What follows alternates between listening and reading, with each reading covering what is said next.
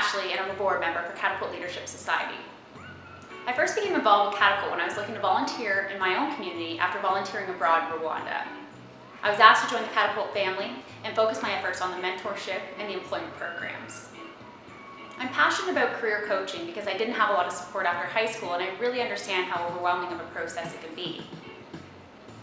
I actually started out wanting to be a math teacher and then later switched to accounting. I am now a chartered accountant offering public accounting services to not-for-profit organizations and small businesses in the Annapolis Valley. If I could have changed a thing, I probably wouldn't have.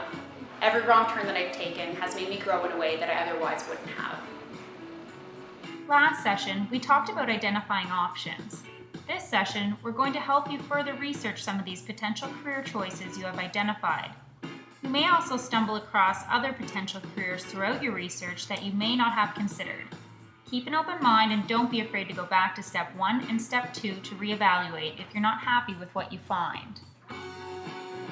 With so much information available on the internet, it can be difficult to know where to start. Outlined in your workbook and the different areas to research, you'll find a number of websites that can help get you started. The first 2 areas you should look at are if and where you will potentially be able to find employment in the area you're interested in.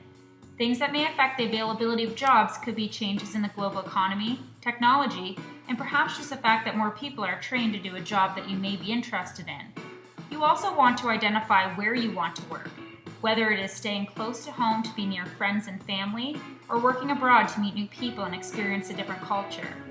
Knowing what employment options are available to you close to home or in a different province, country, or continent will be an important step in your research. Next, you will want to research what education requirements are for careers you are interested in.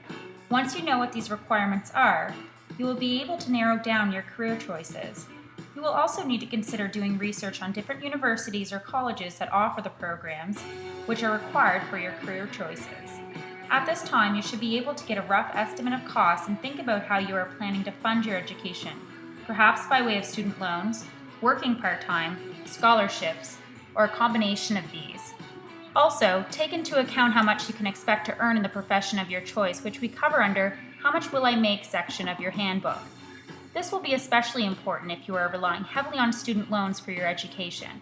For instance, even though becoming a specialized doctor may take 13 years of education, you will be making enough to pay back those hefty student loans. On the other hand, if you spend 4 years at university and your job will only pay a little more than minimum wage, you may have difficulty paying back loans and perhaps not have the financial freedom that you would hope to. Another great way to lift the burden of paying for your education is applying to scholarships and bursaries. But you need to make sure you send your application early, as most Atlantic Canadian institutions make their decisions by March 1st for the following school year. Refer to your guide for websites to help you search for scholarships, and don't be afraid to reach out to guidance counselors and teachers. Although the internet will likely be your best friend throughout this step, remember to use other resources available to you, such as career centers, career books, and your school guidance counselor. Also, Catapult can help set up a job shadow if you're interested. You will want to be prepared with some questions to get the most out of visiting them at their workplace. The more information you gather, the better decision you can make. After you've completed enough research on potential career options, you're ready to use this information and make a decision. We will help walk you through this process in our next session.